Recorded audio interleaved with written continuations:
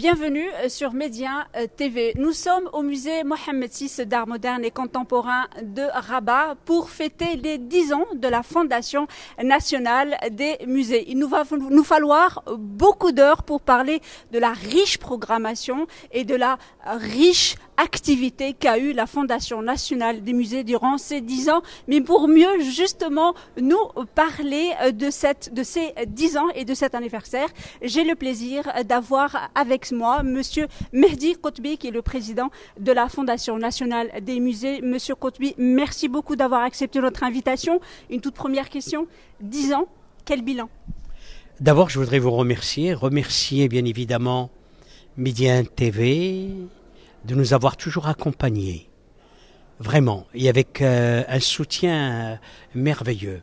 Et si nous sommes aujourd'hui arrivés là, avec un bilan exceptionnel, c'est parce qu'on a le soutien à la fois des médias, nous avons le soutien de tous les Marocains pour cette belle aventure, initiée, voulue et décidée par Sa Majesté le Roi, qui a donné à la culture la place qu'elle doit avoir.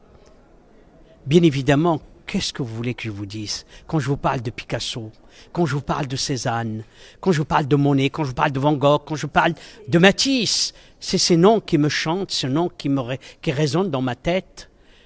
Goya. Bientôt Delacroix. Et bientôt Delacroix, quel rêve nous avons réalisé avec les Marocains, de leur amener des expositions sans se déplacer, de les faire voyager tout en étant au musée, de les faire voir la beauté, les plus grands noms de la peinture. Et tout cela, c'est grâce à Sa Majesté le Roi qui a donné à la culture cette place dont je vous parlais. Et en même temps, ces Marocains qui se sont déplacés dans toutes les manifestations avec énormément de bonheur et de volonté. La Fondation nationale des musées, en plus bien sûr du musée Mohamed VI qui rayonne, je veux dire c'est vraiment le musée phare, mais vous en avez ouvert plusieurs. Mais ce qui est aussi important, c'est non seulement vous avez ouvert des musées juste pour ouvrir, mais c'est des musées qui répondent à des normes internationales. Et il y a un volet très important que j'aimerais aussi mettre en avant, c'est aussi que vous avez permis le développement de nouveaux métiers au Maroc grâce aux musées. Ben écoutez, c'était quand je vous disais tout à l'heure que notre reconnaissance en priorité va à Sa Majesté. Car le développement de la culture est un développement aussi économique et social. Et en même temps, une ouverture. Car l'adage dit, connais-toi d'abord avant de connaître les autres. Aime-toi d'abord avant d'aimer les autres. Donc, donner aux Marocains la possibilité de connaître la richesse, la diversité, et la beauté de leur patrimoine, c'est aussi de les préparer à s'ouvrir sur la beauté, sur la richesse, sur les merveilles du monde. Et en même temps, c'est ce qui fait aussi l'exception marocaine. C'est cette ouverture, c'est cet ancrage du Maroc dans son histoire et de voir aujourd'hui tous les progrès.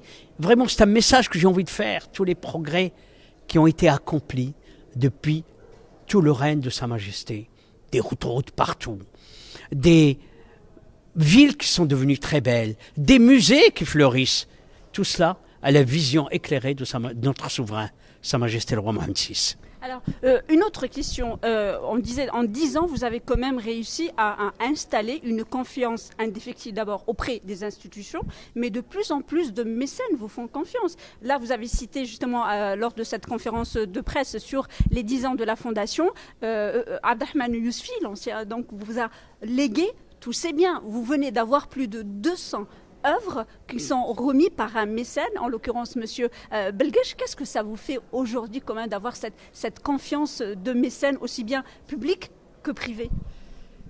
Je voulais vous dire d'abord que cette confiance honore ce choix qui a été fait par le Maroc, le choix de la culture, le choix de l'ouverture, le choix de la tolérance.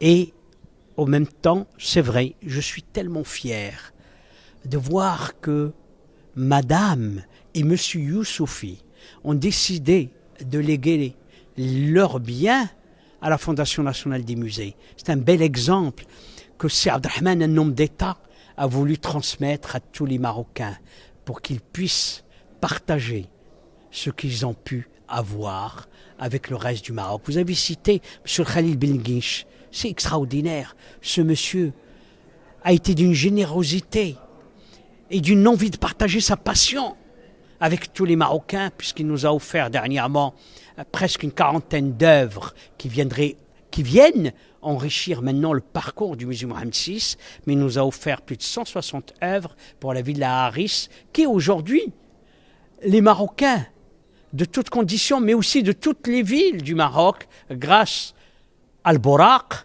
ils peuvent prendre leur petit déjeuner à Rabat ou à Casa et aller voir le musée des cultures méditerranéennes et aussi le musée de Villa Harris à Tanger. C'est extraordinaire. Je vous dirais qu'aujourd'hui, toutes les étoiles sont bien alignées pour que la culture puisse continuer à briller et à briller pour les Marocains.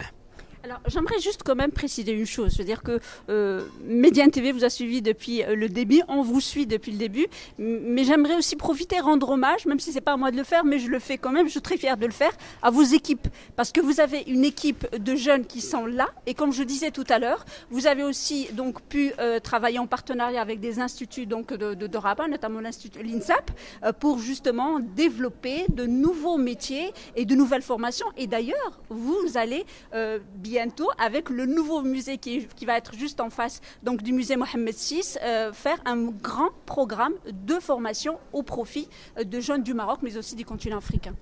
Écoutez, comme vous savez, Sa Majesté a eu, comme d'habitude, une clairvoyance exceptionnelle à l'égard de notre continent, l'Afrique, en s'ouvrant, en ayant sa politique qui est suivie aujourd'hui par le monde, parce que le Maroc a su parler le langage du Sud.